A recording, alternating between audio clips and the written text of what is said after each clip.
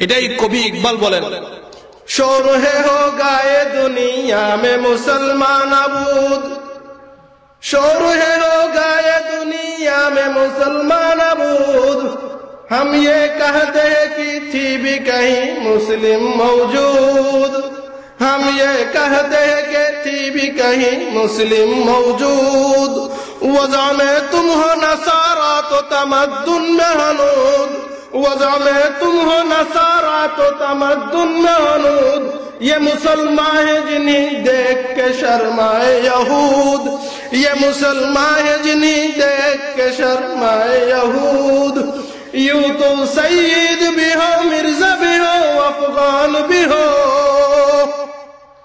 यूं तो सईद भी हो मिर्जा भी हो अफगान भी हो, तुम सभी कुछ हो बताओ तो मुसलमान भी हो।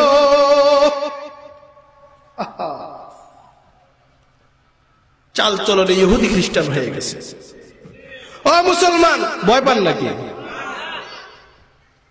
চাল চলনে মুসলমান হয়ে নাম দিছে আব্দুর রহমান, নাম দিছে আব্দুর রহিম, তার লেবাসটা খ্রিস্টানের লেবাস, তার চলনটা খ্রিস্টানি চলন, তার কথাটা খ্রিস্টানি কথা। বুঝবার কোনো ক্ষমতাই নাই যে মুসলমান কি। আমার আশেপাশে আসলে মুরব্বীরা বসছে,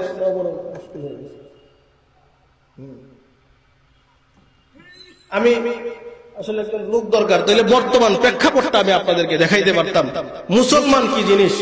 আমার মুখের সামনে যেটা আছে এটা কি আপনারা সহজে বুঝবেন, এটা কি মুসলমান, এটা ইসলামের সংস্কৃতি, এটা আমার রাসূলের সুন্নাত। কথা বলেন, বোঝা যায় আপনারা ডরান। মুসলমানের আওয়াজ তো হবে, বেদিন কাফির মুসলমানের আওয়াজে থর থর করে কাঁপবে। কি আওয়াজ দেন?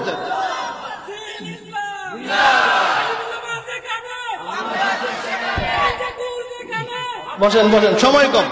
মেরে দোস্ত বুজুর্গ, এটা কি? এটা রাসূলের সংস্কৃতি, এটা ইসলামিক। আসেনি এমন মুসলমান আপনাদের সমাজে একেবারে সব পরিষ্কার, পুরুষ না মহিলা দেখা যায় না, নিজেকে মুসলমান দাবি করে। কথা বলেন, দাড়িতে হাত দেওয়া মানে রাসূলের কলিজার মধ্যে ছুরি লাগানো, নিজেকে মুসলমান দাবি করে। এই হইল মুসলমানের পরিচয়। ইসলামের সংস্কৃতি হইল এইটা, দাড়ি কাটটা মুসলমান দাবি করে। এটা হইল বর্তমান প্রেক্ষাপট। কথা বলেন, আছে না নাই? একদম।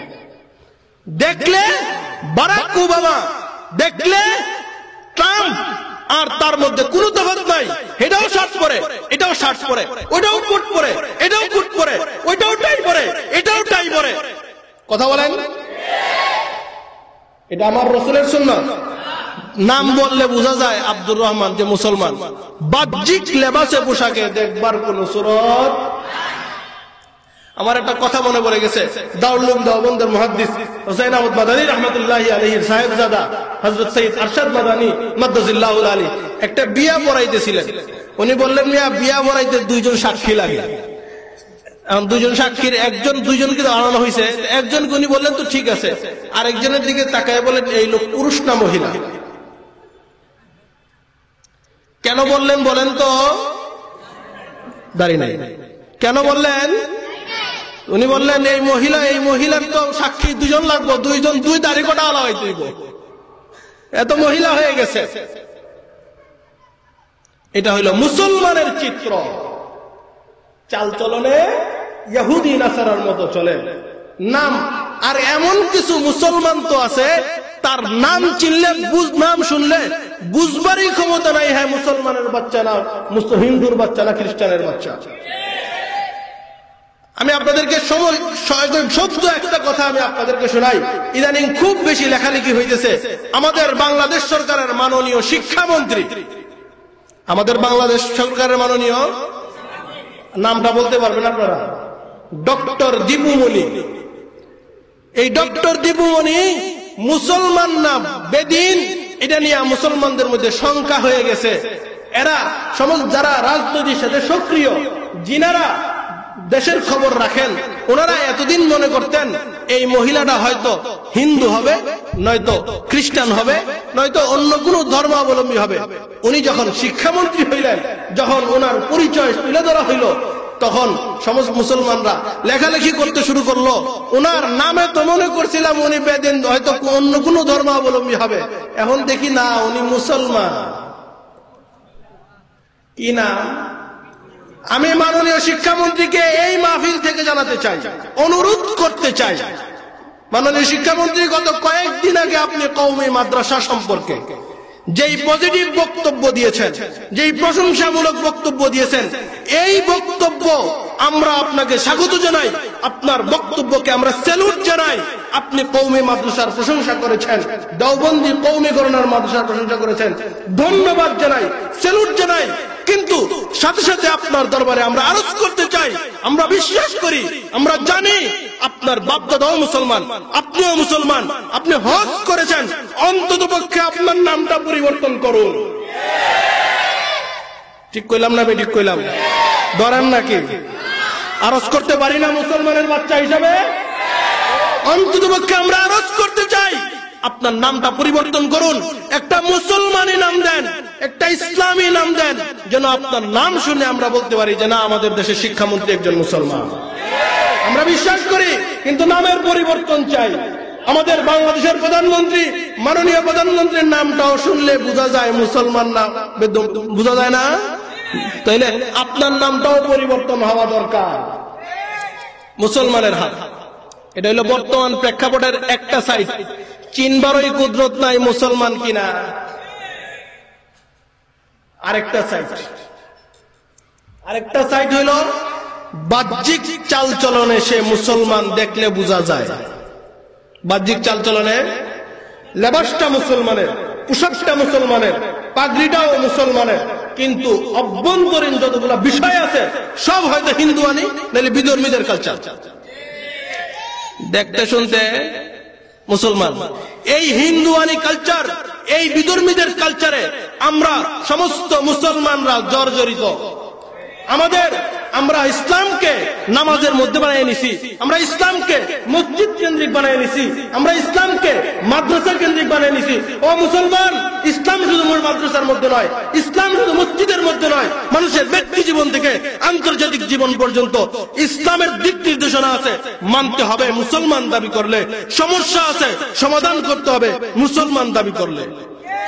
কিন্তু আমরা নামাজ পড়ি, রোজা রাখি, আমাদের ঘরের মধ্যে ইসলাম নাই। আমি একটা উদাহরণ দিব, ঘরের মধ্যে ইসলাম নাই কেমনে? আপনাদের দেশে বিয়ে শাদী হয়নি, মুসলমানের সমাজে হয়নি, নামাজ রোজার ঘরে মুসল্লিদের ঘরে হয়নি, কিন্তু গায়ে হলুদের নামে একটা অনুষ্ঠান হয়।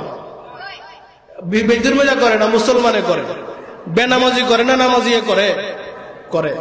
এরপরে শ্বশুর বাড়িতে গিয়া বরযাত্রী 1000 নিয়ে শ্বশুর বাড়িতে দাওয়াত খায়নি। কথা বলেন? আমি আমার মতো লাবাস পড়নেওয়ালারাও খায়। কথা বলেন? পাগড়ি টুপি লাগাইয়া শ্বশুর বাড়িতে গিয়ে 2500-2000 মানুষ নিয়ে বরযাত্রী নিয়ে খায়নি বিয়ার সময়। এটা ইসলামের সংস্কৃতি না, এটা ইসলামের সংস্কৃতি না, এটা হিন্দুয়ানি কালচার। শ্বশুর বাড়ির থেকে কিছু চাইয়া আনে কিনা? কার কালচার? কথা বলেন? আরে হিন্দুয়ানি কালচার। আজকে এই কথাগুলো বলবো, এই কথাগুলো লাগবে, আমার লাগবো, আপনার লাগবো, কারণ আমি লেবাস পরে বইছি। কথা বলেন? এটা লেবাস পরনেওয়ালাদের কথা বলতেছি। কি করে? গায়ে হলুদ দিছে, বিয়া পড়াইবো, হুজুর ডেকে আইনা। শাদিটা করবে কার ডেকে আইনা? হুজুর ডেকে এনে শাদি পড়াইয়া এরপরে অনুষ্ঠানের নামে বরযাত্রী লইয়া যাইব শ্বশুর বাড়িতে। বেচারা মেয়ে বিয়া পালছে, 15 বছর পর্যন্ত মেয়ে পাললো, আদরের মেয়েটাকে আপনাকে দিয়ে দিয়েছে। আপনি আবদার করে বসলেন, শ্বশুর মশাই আমি তো 1000 মানুষ না আনলে আমার আসলে অনুষ্ঠানটা বলবে যে শ্বশুর বিয়া করছো, মেহর বাড়িও দেখাইলে না। শ্বশুর মশাই বেচারা 15 বছর, 16 বছর, 20 বছর মেয়েটাকে পাললো, তার কোনো কি নাই? বেচারার খাওয়াইবার শক্তি নাই, বেচারার পয়সা নাই। আপনি আবদার করে বসলেন, আপনি জামাইকে খুশি করবার জন্য সে ঋণ করে, ধার করে, জমি বিক্রি করে, বন্ধক দেয়, ঋণ করে যে তাও কর্জায় হাসান আনা সুদের উপরে। আপনি শ্বশুর মশাইকে আর শ্বশুর মশাই মেয়ের জামাইয়ের বাড়ির সমস্ত আত্মীয় স্বজনকে খুশি করবার জন্য মেয়ের বাবা যার সামর্থ্য নাই সে ঋণ করে কর্জায় হাসান আনা সুদের উপরে। ও মুসলমান, কি করতেছ? এই কারণে এই সমাজে শান্তি নাই। শান্তি সম্মেলন করেন আর মুসলমানের উপরে আজকে বেদিন কাফেররা ঝাসুত্ব করে বেড়ায়। মুসলমান জানে না যে সে কোথায় ভুল করতেছে। অথচ আল্লাহ বলেন, কোন মুসলমান যদি আমার রসুলের সংস্কৃতি গ্রহণ করে, কোন মুসলমান যদি আমার রসুলের আদর্শ গ্রহণ করে, দুনিয়ার জীবনেও শান্তি হবে, আখিরাতের জীবনে আমি আল্লাহ তার অধিক বদলা দিয়ে দিব।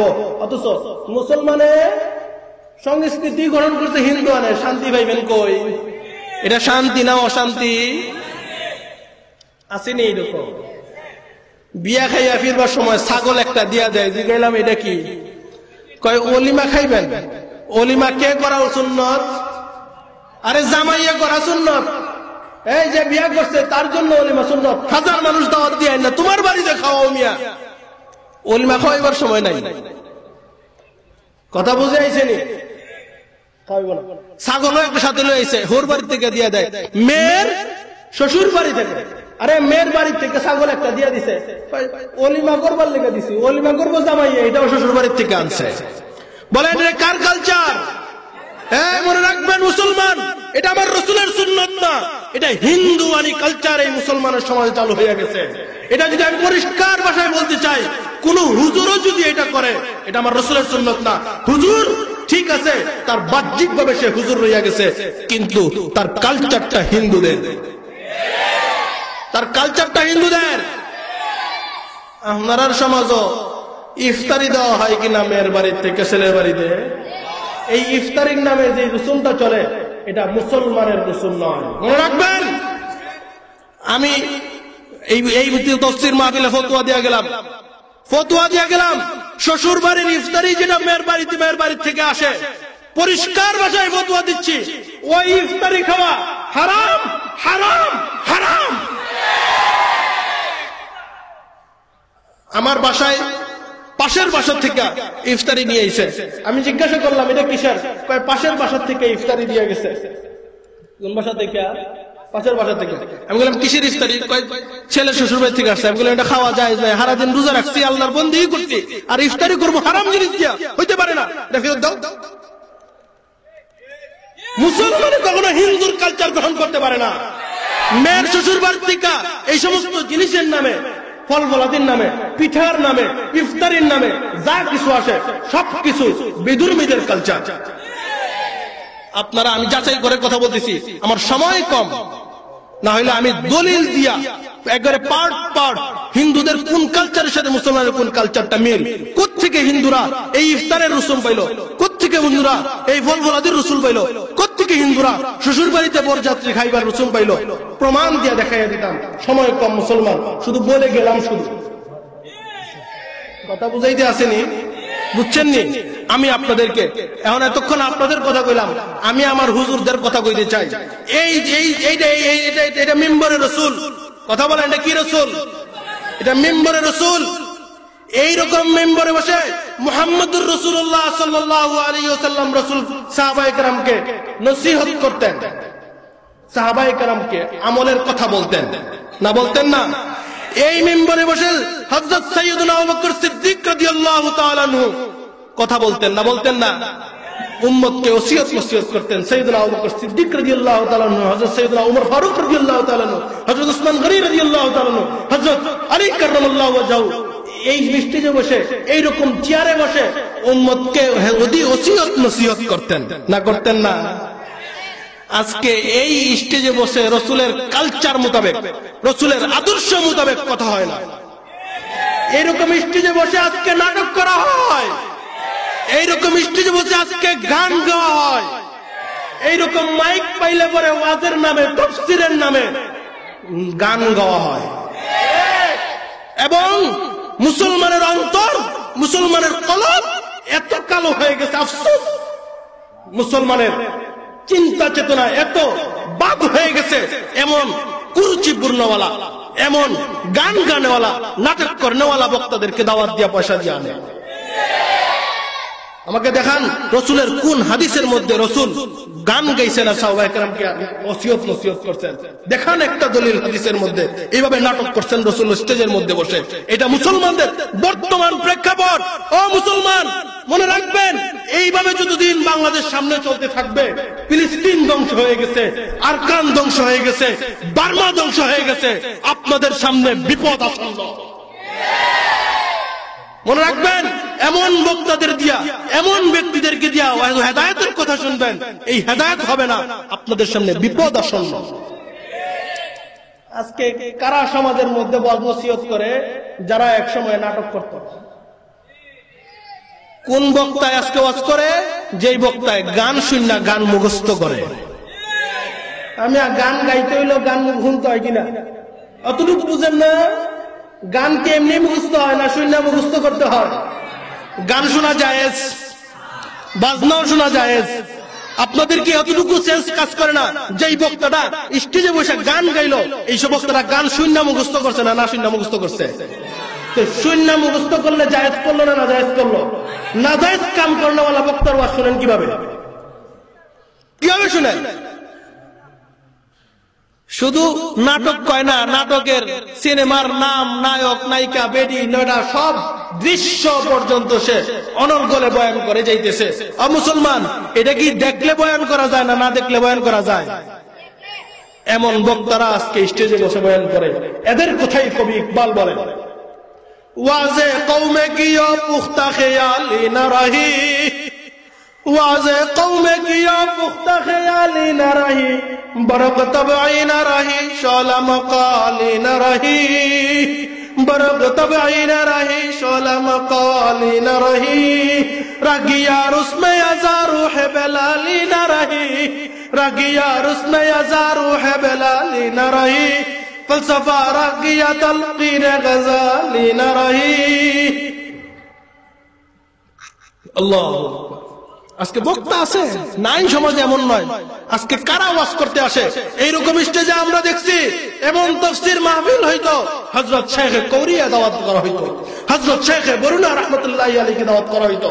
আজকে এইরকম মাহফিলে হযরত শেখ বাগা রাহমাতুল্লাহি আলাইহিকে দাওয়াত করা হইতো, হযরত শেখ দিগলবাগি রাহমাতুল্লাহি আলাইহিকে দাওয়াত করা হইতো, হযরত শেখ গুনুই রাহমাতুল্লাহি আলাইহিকে দাওয়াত করা হইতো, আল্লামা আব্দুল আউয়াল ওয়াইসি রাহমাতুল্লাহি আলাইহির মতো ব্যক্তিত্বদেরকে এমন মজমায় দাওয়াত করা হইতো। আজকে ওয়াজ নসিহত শুনবার জন্য দাওয়াত করা হয় এই নাট্যকার বক্তাদেরকে দোয়া করবার লেগা পেশা হুজুর। কথা বলেন, এই দোয়া করবার জন্য কি হুজুর? আর নসিহত শুনবো কার? নাট্যকার বক্তার, গায়ক বক্তার ওয়াজ শুনে দোয়া করবার লেগা আনে। আইলে আইলো আর না আইলে না আইলো, মরা এই হিসাব না আইলে আরো বেশি ভালো। মুসলমানের চেয়ে আজান হয় সমাজে, বিলালের আজান নাই। কথা বলেন, হযরত শাহজালাল ইয়ামুনী রাহমাতুল্লাহি আলাইহি আজানে গৌর গোবিন্দর বিল্ডিং ভাঙছিল, শুনছেন নি আপনারা? আপনারা আজারে ভাঙ্গেনি কেন? এটা তফাৎ হয়ে গেছে, ইমানের তফাৎ হয়ে গেছে। মসজিদে মরসিয়া খাহি কে নামাজি না রহি, মসজিদে মরসিয়া খাহি কে নামাজি না রহি, याने यो साहिबे औसाफे हिजाज़ी न रही, याने यो साहिबे औसाफे हिजाज़ी न रही। मुसलमान, मस्जिद একতলা, দুইতলা, তিনতলা, পাঁচতলা, সাততলা, টাইলস, এয়ার কন্ডিশন লাগানো হইতেছে। কবি ইকবাল বলে মসজিদ আজকে কাঁদে কেন? মুসল্লি কম। সমাজে মুসল্লি কম নয়, মুসল্লি মসজিদ একতলার পরে দুই তলা করা হয়, দুই তলার পরে তিন তলা করা হয়। সবার প্যান্ডেল গত বছর যা করা হয়েছিল এই বছরের চেয়ে আরো বড় করা হয়। কথা বলেন, মানুষের ওয়াজ শোনার কমতি নাই, ওয়াজ শুননেওয়ালা আছে, মুসল্লি আছে, কিন্তু কি নাই? ইয়ানে ও সাহেবে আওসাফে হিজাজি না রহি। সাহাবায়ে কেরামের মতো ওইরকম মুসল্লি নাই। সাহাবায়ে কেরাম কেমন নামাজ পড়তেন? আমি আপনাদেরকে একটা উদাহরণ শোনাই। আল্লাহর রাসূলের সাহাবী পায়ের মধ্যে তীর গাইতে গেছে। এবার তীর যারা চিনেন তারা চিনবেন, তীরের মাথাটা এরকম দুই মুখে হয়, টান দিলে সিরা বিরা নিয়ে বাইর হয়। এই সিরা বিরানিয়া বাইরিব, টান দিলেই উনি ব্যথা পাইতেছে। উনি বললেন যে এক কাজ করো, এমনি তো বের করতে পারবো না, এক কাজ করো, আমি নামাজে দাঁড়াইলে পরে তোমরা দেখো বাইর করতে পারো কিনা। আল্লাহু আকবার। নামাজে দাঁড়াই গেলেন, 2 রাকাত নফল নামাজ পড়লেন, সালাম ফিরাই বললেন, আমিয়া বের করছো নাকি? হ্যাঁ বের করে ফেলছি। কখন বের করলে? নামাজের মধ্যে এই পরিমাণ খুশু খুজু, নামাজের মধ্যে এই অবস্থা যে তীর বের করে ফেলছে, যেটা নামাজের ভিতরে আগে বের করলে ওইটা কষ্ট হইতো, নামাজের ভিতরে বের করে ফেলছে। বলতেই পারে না, কারণ কি, কেন বলতে পারে না? আল্লাহ তাআলার ধ্যানে এই পরিমাণ মগ্ন হইছে, এইভাবে আল্লাহ তাআলার বন্দেগীতে মগ্ন হইছে, তার দিল এইভাবে আল্লাহ তাআলার দিকে রুজু হইছে, দুনিয়াতে কে কি করতেছে খবরই নাই। এটাই কবি ইকবাল বলেন, মসজিদে মুসল্লির অভাব নাই, কিন্তু প্রকৃতি মুসল্লি আছে। মুসলমান প্রকৃত মুসল্লি নাই। আজকে আমরা মুসলমান দাবি করি, ইসলাম ছেড়ে দিয়েছি, মুসলমান সাহাবায়ে কেরামের আদর্শ ছেড়ে দিয়েছি। আপনি কি জানেন, এই ইসলামকে জিন্দা করবার জন্য, এই আপনার পর্যন্ত রসুলের সুন্নতকে পৌঁছাইবার জন্য, আপনার পর্যন্ত এই রসুলের আদর্শকে পৌঁছাইবার জন্য, আল্লাহ তাআলার হুকুম আপনার পর্যন্ত পৌঁছাইবার জন্য কি পরিমাণ রক্ত, কি পরিমাণ জান, কি পরিমাণ মাল আল্লাহ নিছেন আর সাহাবায়ে কেরামও দিছেন। আমি আপনাদেরকে একটা ঘটনা শোনাইব, এরপরে মুসলমান হাঁটবার সময় চিন্তা করবেন সাহাবায়ে কেরামের রক্তের বিনিময়ে এই মুসলমান পাইছেন, মুসলমানদের ইজ্জতের বিনিময়ে এই ইসলাম পাইছেন। আজকে ইসলাম নিয়ে আপনারা টালবাহানা শুরু করেছেন, রসুলের সুন্নতকে নিয়ে আপনারা বিদ্রুপ শুরু করেছেন। এগুলো কি শুরু করেছেন? আপনারা রসুলের আদর্শ ছেড়ে দিয়ে মুসলমানের ঘরের মুসলমানে এরকম বেদিন কাফেরদের কালচার নিয়ে কয় গান শুনবার লেগে দিয়ে 1 লাখ টাকা দিয়ে আনতে পারো। হেডা গান শুনে বেদিন, হ্যাঁ শুনে খ্রিস্টানি তরিকায়, আর আমি শুনি মানে আমি হেডারেই লেবাস পোশাক দিয়ে আর একটা সুরতদার করাইছি। হ্যাঁ 1 লাখ টাকা দিয়ে গান শুনে কোন তরিকায়? বেদিন কাফেরের তরিকায়। আর আমি ওই 1 লাখ টাকা দিয়ে গান শুনবার জন্য যেটা আনছি, ওইটাও ওই খ্রিস্টানি তরিকাই, হিন্দুয়ানি তরিকাই, খালি লেবাসটা পাল্টাইয়া দিছি। ওয়াজ শুনবার লেগে আজকে মানুষ নাই। আজকে এখানে জায়গা হয় পারে, জায়গা বহু খালি, এইরকম নাট্যকার বক্তা না দাঁড় করাই দেন, তাহলে মুসলমানের অভাব হবে না। মুসলমান এমন গুণের গুণান্বিত যতদিন থাকবেন, কলবি কাইফিয়ত যতদিন পর্যন্ত এমন থাকবে, মনে রেখেন আপনার কাছে চলে এসে যা আপনিও রক্ষা পাবেন না। ইসলাম এমনি আসে নাই। রসুল দুধ পাঠাইছেন, দুধকে হত্যা করে দিছে। দাওয়াতের চিঠি পাঠাইছেন, দাওয়াতের চিঠি অন্যকে দুধকে হত্যা করা, এটা বহুত বড় একটা দূষণীয় ব্যাপার ছিল, এখনো ব্যাপার। কূটনৈতিক কোন নেতাকে হত্যা করলে এটা মাসুল দিতে হয়, খুব বড়। পাঠাইছেন, রসুল বললেন তাই নাকি? আমার দুধকে তারা হত্যা করে ফেলেছে, যাও যুদ্ধ পারস্য বাদশার সাথে। রসুল দল পাঠাইলেন। রসুল বললেন যায়েদ ইবনে হারেসা আমির হবে। যায়েদ ইবনে হারেসা যদি শহীদ হয়ে যায়, হযরত জাফর ইবনে আবু তালেব আমির হবে। জাফর ইবনে আবু তালেব যদি আমির শহীদ হয়ে যায়, তাহলে আব্দুল্লাহ ইবনে রাওয়াহা আমির হবে। আব্দুল্লাহ ইবনে রাওয়াহা যদি শহীদ হয়ে যায়, তাহলে মুসলমানরা যেন কোন একজনকে আমির বানাইয়া নেয়। 3000 সাহাবীর দল দিয়া হযরত রাসূল করিম সাল্লাল্লাহু আলাইহি ওয়াসাল্লাম মুতার দিকে সাহাবায়ে কেরাম এক দল পাঠাইলেন মোকাবেলায়। সামনাসামনি তারাও আসলো, ওনারাও আসলেন। এরা হইল 3 লাখ। কয় লাখ? মুসলমানরা কয় হাজার? সাহাবায়ে কেরাম প্রশ্ন করলেন আমরা যুদ্ধ করব কিনা, রাসূলকে জিজ্ঞাসা করা হোক। আব্দুল্লাহ ইবনে রাওয়াহা দাঁড়াইয়া বললেন কেন রাসূলকে জিজ্ঞাসা করা হবে? মুসলমান নিজের শক্তি দিয়া কোনো কিছু করে না। মুসলমান তো আল্লাহ আল্লাহ রাসূলের জন্য করে। শক্তি দান করবেন আল্লাহ, বিজয় দান করবেন আল্লাহ, আমার কি? হ্যাঁ ঠিক আছে, চলো। মুতায় যুদ্ধ শুরু হয়েছে। হযরত যাও যায়েদ ইবনে হারেসা রাদিয়াল্লাহু তাআলা সামনে আগায় গেলেন। শহীদ হয়ে গেলেন। আমির বানানো হইল। জান্ডা হাতে নিলেন হযরত জাফর ইবনে আবু তালেব। 17 বছর হাবশায় হিজরত করে কাটাইছে, সবে মাত্র হিজরত থেকে ফিরা মদিনায় আইছে। আর রাসূল বললেন যাও। আইসে মাত্র 17 বছর হিজরত থেকে, প্রবাসী জীবন কাটাইলো 17 বছর। আইসা দ্বীনের জন্য প্রবাস জিন্দেগি কাটাইলো। মানুষ এখন গণতন্ত্রের জন্য প্রবাস জিন্দেগি কাটায়। সাহাবায়ে কেরাম দ্বীনের জন্য প্রবাস জিন্দেগি কাটাইতেন। 17 বছর হিজরত কইরা আসলেন। হিজরত কইরা আইসা সবে মাত্র বউ বাচ্চাদেরকে নিয়ে বড় আমোদ প্রমোদে আছেন। রাসূল বললেন যাও। হযরত জাফর ইবনে আবু তালেব বিবির কাছে বললেন চলে যাইতেছি, দেখা হবে জান্নাতে। বাস জান্ডা হাতে নিলেন হযরত জাফর ইবনে আবু তালেব, তার ডাইন হাত কেটে দেওয়া হয়েছে। জান্ডা হাতে নিলেন বাম হাত কেটে দেওয়া হয়েছে। জান্ডাকে মুখে কামড় দিয়া ধরলেন। হযরত আব্দুল্লাহ ইবনে রাওয়াহা জান্ডা হাতে নিতে গেছেন, যে জান্ডাটা দিয়ে দেন। জান্ডা হাতে নিয়েছেন। হযরত জাফর ইবনে আবু তালেব বলেন, জাফর ইবনে আবু তালেবের নিঃশ্বাস থাকা পর্যন্ত, জান থাকা পর্যন্ত ইসলামের এই জান্ডাকে পদদলিত হইতে দিব না। হযরত জাফর ইবনে আবু তালেব শহীদ হয়ে গেলেন। আব্দুল্লাহ ইবনে রাওয়াহা জান্ডা হাতে নিয়েছেন। মুসলমান রক্তের বিনিময়ে ইসলাম আসছে, ভাইসা ইসলাম আসে নাই। এই ইসলামকে নিয়ে সিলেবিরি খেলতেছে মুসলমানের বাচ্চা।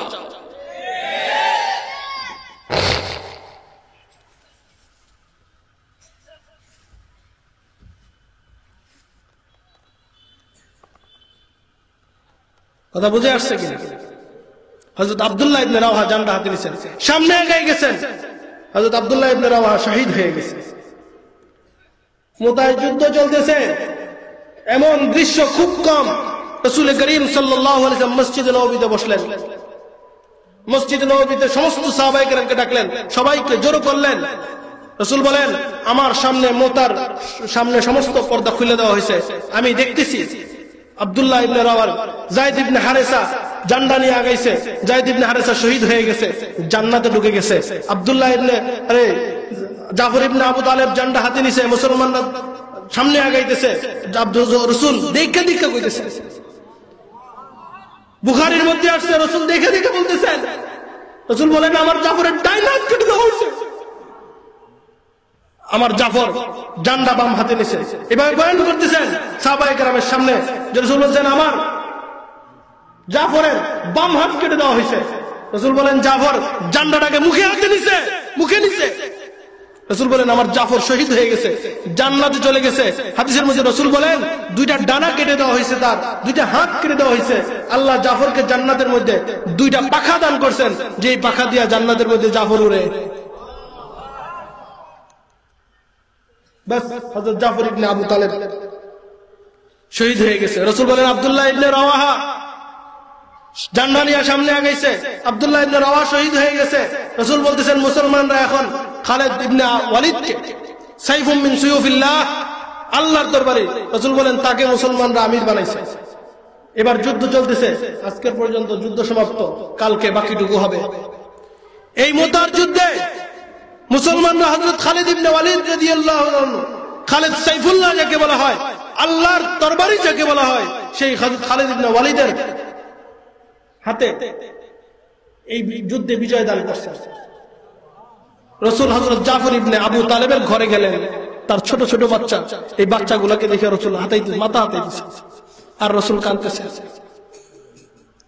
রাসূলের এই মাথা হাতানো দেখে আর কান্না দেখে জাফরের স্ত্রী বলছে ইয়া রাসূলুল্লাহ কি হইল, মুতার কোন খবর আসছে নাকি? রাসূল বললেন জাফর শহীদ হয়ে গেছে।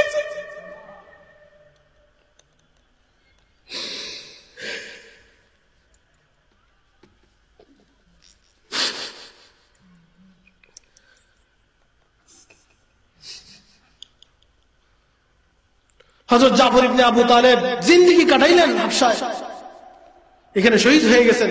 জাফরের স্ত্রী বুখারী শরীফের মধ্যে লেখে বেহুশ হয়ে গেছে। রাসূল বলেন ঘরে আসলেন, ফিরত এসে বললেন ঘরওয়ালাদেরকে বললেন জাফরের ঘরে খাবার দাও। তাদের তো পেরেশানি শুরু হয়ে গেছে। বলেন জাফরের ঘরের পেরেশানি আমি রাসূলকে পেরেশান করে ফেলেছি। 3 দিন পর্যন্ত রাসূল পেরেশান ছিলেন।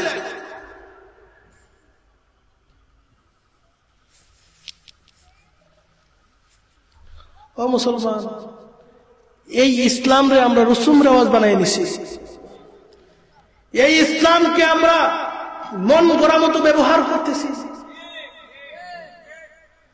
বেদিন কাফেরদের কথা বাদ, মুসলমানদের দেখলে মুসলমান মনে হয় না। কবি ইকবালের কথা একজন কবি বাংলাতে বলছেন, বড় সুন্দর। বলতে পারো সৈয়দ তুমি, মির্জা তুমি, পাঠান তুমি, কিন্তু কি হে বলতে পারো খাঁটি মুসলমান যে তুমি। ইউ তো সৈয়দ भी हो, मिर्जा भी हो, अफगान भी हो, तुम सभी कुछ हो, बताओ तो मुसलमान भी हो। এই সমাজে শেখ দিগলবাগীও ছিলেন, আপনিও আছেন। এই সমাজে হযরত বরুণার সাহেব রাহমাতুল্লাহ আলাইহি ছিলেন, আপনিও আছেন। কিন্তু দেখেন আপনার চালচলন আর তাদের চালচলনের মধ্যে পার্থক্য কোথায়? কেন মুসলমানরা নির্যাতিত, নিপীড়িত, নিষ্পেষিত? কেন মুসলমানের দাম নাই? এই কথাটা বলেই আমি আমার বক্তব্য শেষ করব। আজকে ইজ্জতওয়ালা হয়ে গেছে সমাজের বেদিন কাফেররা, অথচ আল্লাহ বলতেছেন ইজ্জতওয়ালা হবে মুসলমান। আমার তেলাওয়াতকৃত আয়াত, মান আমিলা সালিহান মিন যাকারিন আও উনসা ওয়া হুয়া মুমিনুন ফালানুহিয়ান্নাহু হায়াতান তাইয়্যিবা। আল্লাহ বলেন মান আমিলা সালিহান, যেই ব্যক্তি সৎ কাজ করবে। মুফাসসিরিনে কেরাম এই সৎ কাজের ব্যাখ্যা দেখেন। সৎ কাজ কাকে বলে? আমার রাসূলের তরিকা যেটা, যেই কর্ম আমার রাসূলের তরিকায় হবে এই কর্মকেই সৎ কাজ বলে। কোন কর্ম সৎ কাজ? আমার রাসূলের তরিকায়। রাসূল বলেন আমার রাসূলের তরিকায়। আল্লাহ বলেন মান আমিলা সালিহান, যে সৎ কাজ করবে। মুফাসসিরিনে কেরাম বলেন সৎ কাজ কোনটা? রাসূলের তরিকায় যেই কর্ম করা হয় ওই কর্মটাই সৎ কাজ, ওইটাই আমলে সালেহ। যেই ব্যক্তি এই রাসূলের তরিকা অনুযায়ী আমল করবে, আমলে সালেহ করবে, চাই সে পুরুষ হোক, চাই সে মহিলা হোক, চাই সে ধনী হোক, চাই সে গরিব হোক, যেই হোক, ফালানুহিয়ান্নাহু হায়াতান তাইয়্যিবা, আমি আল্লাহ তাকে একটা আরামদায়ক, শান্তিদায়ক, পবিত্র জীবন দান করব। মুসলমানরা বড় শান্তিতে আছে সমাজে, কেন নাই? ফাইন্ড আউট করতে হবে, আজকে রহস্য খুঁজে বের করতে হবে। আল্লাহ বলতেছেন আমলে সালেহ করলে শান্তিময় জীবন হবে, অথচ মুসলমানরা অশান্তিতে, মুসলমানরা নির্যাতিত, মুসলমানরা নিপীড়িত, মুসলমানরা নিষ্পেষিত, মুসলমানরা মজলুম। আল্লাহ বলতেছেন একটা, আর মুসলমানদের পরিস্থিতি চলতেছে আরেকটা। কেন কেন? আমি আপনাদেরকে একটু ইতিহাস বলি। মুসলমান ইতিহাস দেখেন, আজকে থেকে 1400 বছর আগে আজকে যারা পৃথিবী শাসন করতেছে, আজকে যারা পৃথিবীতে প্রভাব বিস্তার করতেছে, সেই আমেরিকা, সেই ইউরোপ, 1400 বছর আগে মানুষ তাদেরকে মানুষই মনে করত না। ইতিহাস বলে এই সমস্ত ইউরোপ আমেরিকার মানুষদেরকে আজকে যারা ক্ষমতাধর, শক্তিধর, তাদেরকে মানুষই মনে করা হইত না, তাদেরকে মানুষই মনে করা হইত না। এই ইউরোপ আমেরিকার মানুষরা গবেষণা চালাইলো, কিরে আমাদেরকে মানুষ জিগায় না, খালি আরবের উমরের কথা শুনি, উসমানের কথা শুনি, হ্যাঁ এদের কথা শুধু শুনি, মুসলমানদের জয়গান, আমাদেরকে মানুষ মূল্যায়ন করে না কেন? গবেষণা চালাও। তারা গবেষণা চালাইছে, চালাইয়া বের করলো মুহাম্মদ নামের যে নবী এসেছে মুসলমানের মধ্যে, এই মুহাম্মদুর রাসূলুল্লাহর যে সুন্নাত, যে আদর্শ, মানুষের জীবনের যে রূপরেখা, উনি মানুষের ব্যক্তি জীবন থেকে নিয়ে আন্তর্জাতিক জীবন পর্যন্ত মানুষের জীবনের যে রূপরেখা উনি দিয়েছেন, এই রূপরেখা যতদিন একটা ব্যক্তি গ্রহণ করে থাকবে, এটা অনুযায়ী মানুষের জীবন যাপন চালাবে, অতদিন মানুষ দুনিয়াতে ইজ্জতওয়ালা হয়ে থাকবে। এটা তারা কি বের করলো? গবেষণা করে বের করলো, ইজ্জতওয়ালা হয়ে থাকবো। এই জন্য বিজ্ঞ গবেষকগণ এটা বের করেছেন, মুফাসসিরিনগণ, উলামায়ে কেরামগণ তাহকিক করেছেন। রাসূলের যে সুন্নাত, এই সুন্নাতটা, রাসূলের যে আদর্শ মানুষের জিন্দেগির জন্য, এই আদর্শটা এমন একটা আদর্শ যে এটা যদি কোনো বেদিন কাফেরও গ্রহণ করে, তার দুনিয়া দুনিয়ার জীবন শান্তিময় হয়ে যাবে। হ্যাঁ, আখিরাতের জীবন তো যার যার ঈমানের সাথে সম্পর্ক। যার ঈমান আছে সে আখিরাতে নাজাত পাবে, যার ঈমান নাই সে আখিরাতে নাজাত পাবে না। কিন্তু অন্ততপক্ষে রাসূলের সুন্নাত যদি কেউ গ্রহণ করে, সে যদি বেদিন কাফেরও আর হয়, দুনিয়ার জীবন শান্তিময় হয়ে যাবে। এটা রাসূলের সুন্নতের ফজিলত, রাসূলের আদর্শের ফজিলত, আদর্শের ফজিলত। এরা গবেষণা করে বের করার পর এরা সব রাসূলের সুন্নতকে ইখতিয়ার করতে শুরু করলো জীবনের মধ্যে। ব্যক্তি জীবন থেকে নিয়ে আন্তর্জাতিক জীবন পর্যন্ত তারা ট্রাই করতে শুরু করলো, তারা গ্রহণ করতে শুরু করলো মুহাম্মদুর রাসূলুল্লাহর আদর্শকে। আর মুসলমানরা যেন মুহাম্মদুর রাসূলুল্লাহ আদর্শকে ছেড়ে দেয়, এই জন্য তারা প্রোপাগান্ডা চালাইলো। তারা মুসলমান যেন মুহাম্মদের আদর্শকে ছেড়ে দেয়। কি বললা? যে মোহাম্মদ জঙ্গি ছিল, মোহাম্মদ সন্ত্রাসী ছিল, তার কালচার গুলো পুরান হয়ে গেছে, এগুলা সমাজের সাথে খাপ খায় না। আজকে আপনারা শুনেন কিনা এগুলা? বসেন বসেন, কি বলতেছি শুনেন কিনা এগুলো কথাগুলো? এগুলা বেদিন কাফেররা চালাইয়া দিল, মুসলমানরা যেন মুহাম্মদের আদর্শকে ছেড়ে দেয়। বাস মুসলমানরা এগুলো শুনে, হ্যাঁ ঠিক আছে, আমাদের যদি সমাজের সাথে মিলতে হবে, আমাদের সমস্ত সম্প্রদায়ের সাথে থেকে চলতে হবে, এটা করতে গিয়া মুসলমানরা মুহাম্মদুর রাসূলুল্লাহ আদর্শ ছেড়ে দিল। এখন স্মার্ট হইতে হবে। কেমনে স্মার্ট হইবা? কেমনে স্মার্ট হইবা? শার্ট প্যান্ট লাগাও। স্মার্ট হইতে হইব, কেমনে লাগাইবা? বিয়ার অনুষ্ঠানটা এখন মসজিদে না, বিয়ার অনুষ্ঠানটা এখন গিয়া সেন্টারে করো। কথা বলেন, এগুলা ইহুদি খ্রিস্টানরা শিখাইছে। এই জন্য আজকে সমাজে অশান্তি। এরা কেন শিখাইলো? মুসলমানরা যেন এগুলো ছেড়ে দেয়। ছেড়ে দিলেই কি হবে? অধপতন মুসলমানদের জন্য আসবে, আর আমরা মুহাম্মদের আদর্শকে গ্রহণ করে নিব। আমি ছোট্ট একটা উদাহরণ দিব। যারা প্রবাসে গেছেন তারা এটা বুঝতে পারবেন। আজকে আপনি বাজার থেকে একটা জিনিস কিনে আনেন না, কিনে আনার পরে পরক্ষণে যদি জানো, মিয়া আপনি যে জিনিসটা দিচ্ছেন এই জিনিসটার মধ্যে একটু ত্রুটি আছে, যদি বলেন, বিক্রেতা বলবে আপনি কে, আপনারা তো চিনিই না, কখন নিছেন এই মাল আমি তো জানি না। কথা বলেন, মুসলমানের দেশে হয় কিনা এটা? আপনি ইউরোপ আমেরিকাতে যান, মিথ্যার কথাও বলে না ইউরোপ আমেরিকার মানুষ। বেদিন হওয়ার পরেও আজকে মিথ্যা কথা বলে মুসলমানরা। বেদিন কাফেররা এখন মিথ্যা কথা বলে না। এমন একটা জিনিস, আপনি যদি বাসায় আইসা তার দোকানে ফোন দিয়ে বলেন, ভাই একটু আগে আপনার দোকান থেকে আমি একটা মাল নিয়েছিলাম, এই মালটা ত্রুটিপূর্ণ, বাসায় লোক পাঠাইয়া আপনার মাল ফেরত নিয়ে ভালো মাল দিবে। এই আদর্শটা কার? মুহাম্মদুর রাসূলুল্লাহর আদর্শ গ্রহণ করলো কে? বেদিন কাফের। আর মিথ্যা বলা ছিল বেদিন কাফেরের আদর্শ, গ্রহণ করলো কে? মুসলমানে গ্রহণ করছে বেদিন কাফেরের আদর্শ। কি হইল? মুসলমানরা আজকে শান্তি হারাইয়া ফেললো। আল্লাহ বলতেছেন শান্তিময় হবে, আর মুসলমানরা শান্তি হারাইয়া ফেলছে। কোথায় সমস্যা? মুসলমান জানে না। মুসলমান আজকে আপনি রাষ্ট্রে ইসলাম প্রতিষ্ঠা করার জন্য বড় জান দিয়া দিতেছেন। আরে ব্যক্তি জীবন থেকে যুদ্ধটা শুরু করেন না। সমাজের মধ্যে ইসলাম প্রতিষ্ঠা করবার, পরিবারের মধ্যে ইসলাম প্রতিষ্ঠা করবার যুদ্ধটা শুরু করেন না। আজকে সকালে বড় দুঃখের সাথে আমাকে একজন বলতেছেন যে সবার ঘরে ঘরে শুধু অশান্তি আর অশান্তি। আমি বললাম, কি অশান্তি আর অশান্তি? ওই যে বউ শাশুড়ি মারামারি করেনি আপনারা দেশে? বউ শাশুড়ি মারামারি করে না? ননদ ভাবি মারামারি করে না? করে কিনা? ইচ্ছায় করে, অনিচ্ছায় করে। কেন করে এই অশান্তি? কেন? পরিষ্কার ভাষায় বলি, এই হিন্দুয়ানি কালচার ঘরে ঢুকে গেছে। হিন্দুয়ানি কালচার থেকে বের হন, শান্তি প্রতিষ্ঠা হয়ে যাবে। কয় এখন এই কথাগুলো বললে অনেকের গায়ে লাগবো। আমি হুজুরের উপরেও আইতে পারে, হুজুরের দোষী বানাইতে পারে। আমি দোষী বলিল এই কথাটা বলেই আমি শেষ করে দিতেছি। বিয়া করতেন, কয় বিয়া করছে বউ এখন শ্বশুর শাশুড়ির খেদমত করবে। বলেনি? আলগা হয়ে গেলে মোল্লা বুয়াটা আলগা হয়ে গেছে। বলেনি? মা বাবার খেদমত সন্তানের উপরে ফরজ। কার উপরে ফরজ? আপনার মায়ের ভাত খাওয়াই দিবেন, আপনি খাওয়াই দেন। আপনার মাকে আপনার কাপড় ধুয়ে দেওয়া দরকার, আপনি ধুয়ে দিবেন, এটা আপনার জন্য ফরজ। আল্লাহ আপনাকে ফরজ করছেন, আপনার বউয়ের লিখে না। আপনি বউরে চাপাইয়া দিছেন, এটা বউরে চাপাই দিচ্ছেন, এখন আলগা হয় না। কেন আলগা হয় না? কয়ারি মানুষ বলবে হুজুর হয়ে আলগা হয়ে গেছে, অথচ রসুল বলেন বিয়া করছো আলগা থাকবা, আলগা গড় হইব, তোমার আলগা রান্না শুনবো, রাকশাক হবে, সবকিছু আলগা হবে। বউ মন চাইলে শাশুড়ির খেদমত করবে, নাইলে করবো না। এটা বউয়ের কাম না। আপনার মায়ের খেদমত আপনার করার দরকার।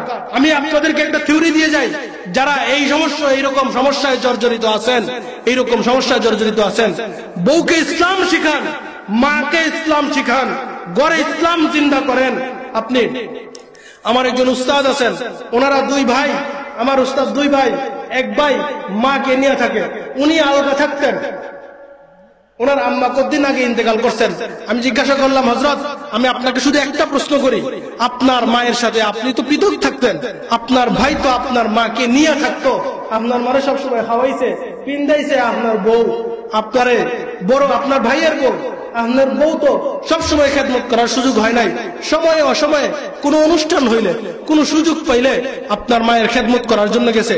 আপনি কি একটু বলবেন আপনার মায়ের সাথে আপনার সম্পর্ক বেশি ছিল না আপনার ভাই, যে ভাইয়ের বউ সবসময় আপনার মায়ের সাথে ছিল, তার সম্পর্ক বেশি ভালো ছিল?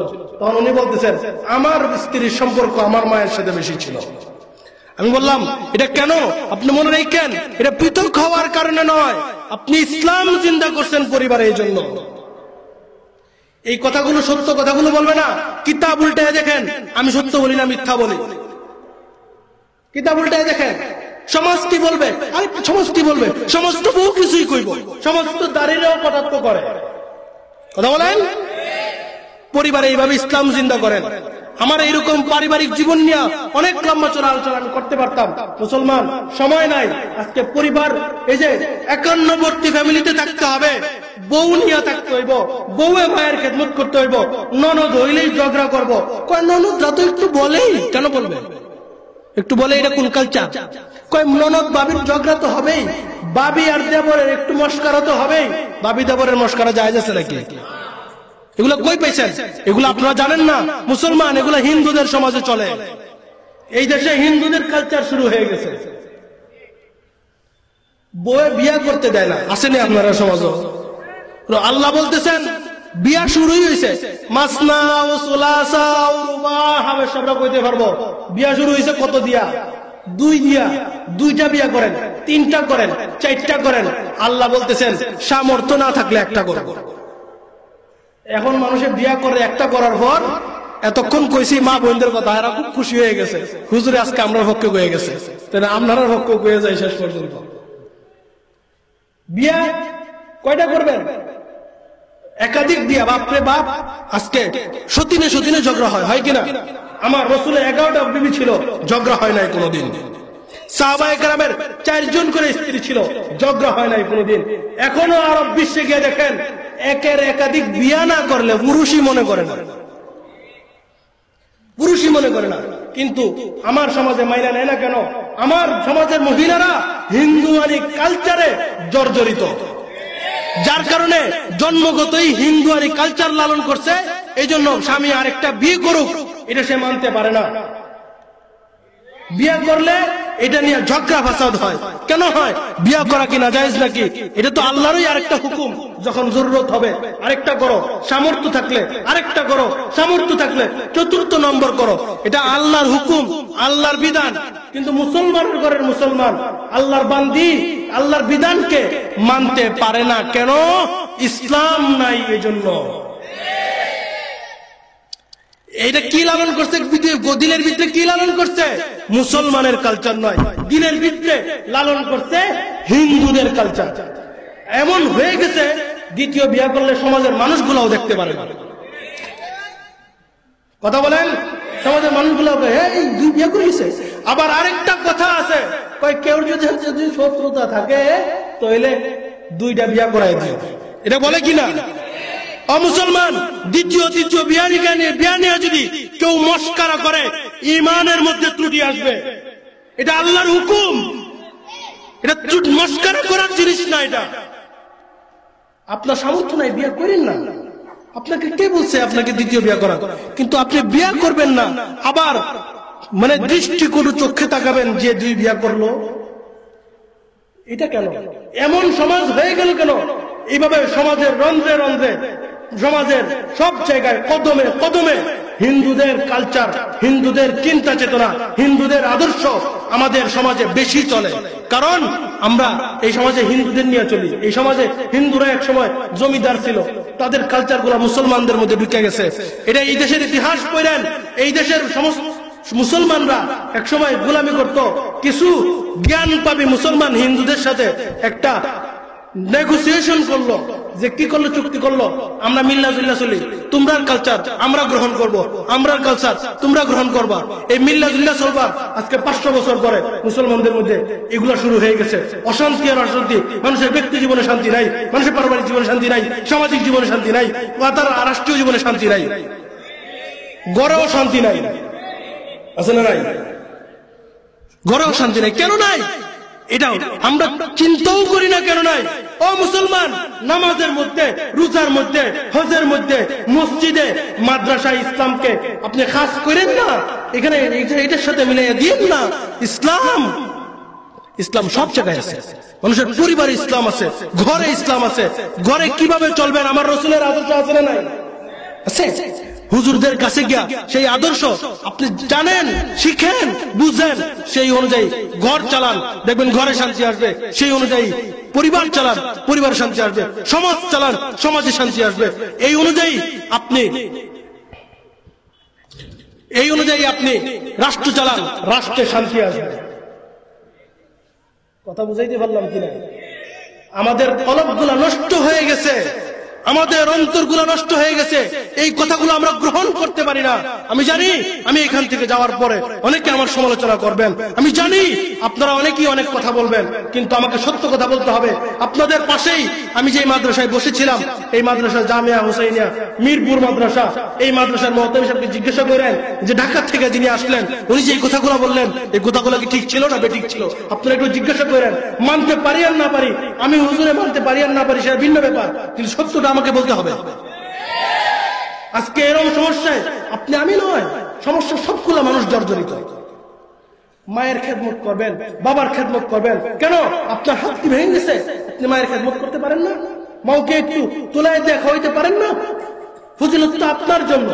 যদি আপনার ওই রকম অবস্থা না থাকে, আপনি যদি করতে না পারেন, আরেকজন কর্ণওয়ালা মহিলা রাখেন পয়সা দিয়া, কিন্তু আপনার বউয়ের গাড়ির উপরে চাপাই দেন কেন? এটা কেমন কথা? আর দ্বিতীয় বিয়ার জন্য বাধা দেন কেন? আর এটা নিয়ে মস্কারা চলে কেন সমাজে?